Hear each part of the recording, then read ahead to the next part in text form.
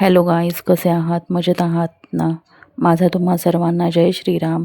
आणि आज आपण करणार आहोत काबुली चण्याची उसळ. हे काबुली चणे मी रात्रीच भिजत घातलेले आहे सगळे, आणि याच्यात थोडासा मी खडा मसाला घालून शिजवून घेणार आहे. 2 बटाटे पण त्यातच लावून घेणार आहे असे चांगले. बटाट्यामुळे भाजी चांगली मिळून येते, तर त्यासाठी लवंगा हे सगळं मी आधीच मिक्स करून घेतलं आहे. एका भांड्यात पाणी गरम करायला ठेवलं आहे आणि याच्यात आपण 1 चमचाभराची चहा पावडर घालून हे पाणी चांगलं आपल्याला उकळून घ्यायचं आहे 10-15 मिनटं. बघा, आता ह्या कुकरमध्ये मी लावून घेते हे सगळे चणे वगैरे.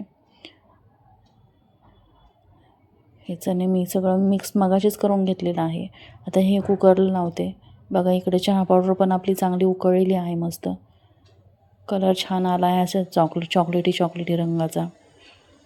हे पाणी आता आपण गाळून घेणार आहोत आणि हेच पाणी आपल्याला आता ह्या चण्यांमध्ये घालायचं आहे. चहा पावडरमुळे इतका सुंदर कलर येतो ना उसळीला, खूप छान. आता हे सर्व मिश्रण मी कुकरला लावून घेते शेगडीवर ठेवून. याला चांगलं 3-4 तरी शिट्ट्या होऊ द्यावं लागतील. तोपर्यंत आपण इकडं कणिक भिजवून घेतलेली आहे पुऱ्यांसाठी. छान घट्ट अशी कणिक भिजवायची आहे आपल्याला. ही एकदम घट्ट कणिक भिजवून ठेवली आहे. ही आता आपल्याला 10 मिनटं ठेवायची भिजत. पुऱ्या छान होतात आणि मस्त फुलतात. तोपर्यंत आपले इकडं कुकरला शिट्ट्या पण झालेल्या आहेत आणि हे आपले चणे छान शिजले आहेत. बघू शकता किती छान रंग आला आहे. इकडे आता आपण कढई गरम करायला ठेवली आहे. कढई चांगली तापली की तर मग त्याला तेल घालायचं आहे. तेल पण तापलं आहे, त्यात आपण मोहरी फोडणी करून घेणार आहोत. मोहरीची चांगली तडतडल्याशिवाय बाकीचे कुठले पदार्थ घालायचे नाही आहेत आपल्याला त्यात. खूप छान लागते ही काबुली चण्याची उसळ. तुम्ही पण नक्की ट्राय करा. माझ्या अशाच नवीन चॅनलवर रेसिपीज पाहण्यासाठी चॅनलला लाईक करा, शेअर करा, सबस्क्राईब करायला विसरू नका. बघा, आता आपली फोडणी होत आहे. थोडासा हिंग घालून घेतला आहे आपण. त्यातच कांदा घालायचा आहे. कांदा पण आपल्याला छान फ्राय करून घ्यायचा आहे ब्राऊन होईपर्यंत. कांदा चांगला आपला फ्राय होत आला की नंतर आपल्याला त्यात टोमॅटो घालून घ्यायचा आहे. बघा, छान कलर येत आहे आता ब्राऊन आपल्या कांद्याला. कांदा चांगला आपला फ्राय होतो आहे तोपर्यंत आपण इकडे आता त्यात टोमॅटो घालून घेऊयात. ते पण चांगलं आपल्याला मसाला परतून घ्यायचा आहे चांगला. बघा, आता तेल सोडत आहे आपला मसाला. त्यातच आता आपण हळद घातली अर्धा चमचा. थोडंसं काळं तिखट घातलं आहे 1 चमचाभर.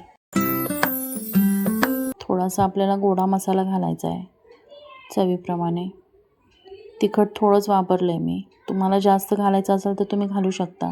तुमच्या आवडीनुसार तुम्हाला जसं तिखट लागत घरात त्याप्रमाणे तुम्ही 2 चमचे पण घालू शकता तिखट. बघा, आता हा मसाला आपल्याला चांगला फ्राय करून घ्यायचा आहे. आणि जे आपण उकडलेले बटाटे होते त्याची आपण साल काढून घेतली. तेच आपण फोडणीत मॅश करून टाकणार आहोत. हातानेच मॅश केलं तरी चालेल. बघा, 2 बटाटे छान उकडले आहेत मस्त. तेच आपण मसाल्यात फ्राय करून घ्यायचे आहेत अजून थोडा वेळ, 5 मिनटं. बघा, किती घट्ट आपला छान मसाला तयार होत आहे. त्याचा शिजवून घेतलेले आपण हे घालून घेऊयात. बघा, अगदी साधी, सोपी आणि पटकन होणारी ही रेसिपी आहे आणि इतकी चविष्ट आणि पौष्टिक. खूप छान लागते ही उसळ काबुली चण्याची. आपली कणिक पण आता इकडं चांगली भिजली आहे. त्याच्या आपण बोट्या करून घेऊयात. अशा कणकीच्या बोट्या करून घेतल्यात. जास्त मोठ्या नाही, जास्त बारीक नाही. आता हे आपण लाटून घ्यायच्या आहेत मीडियम. ह्या सगळ्या बोट्या आता आपण लाटून घेतलेल्या आहेत चांगल्या अशा पोळपाटावर. तुम्ही पण ही रेसिपी नक्की ट्राय करा आणि कशी झाली ती मला नक्की सांगा. बघा, इकडे कढईत आपण तेल गरम करायला ठेवलेलं आहे. बघा, तेल आपलं चांगलं तापलं आहे. आता हे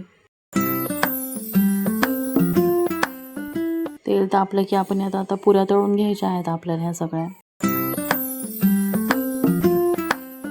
गरमागरम पुऱ्या, छोल्याची भाजी म्हणा किंवा तुम्ही काबुली चण्याची कुठलीही भाजी म्हणू शकता.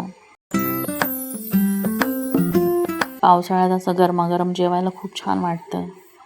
बघा किती मस्त फुलत आहे त्या पुऱ्या पण आपल्या. तुम्ही पण नक्की ट्राय करा ही रेसिपी. आणि कमी वेळात कमी साहित्यात होणारी आणि अगदी झटपट अशी ही रेसिपी आहे.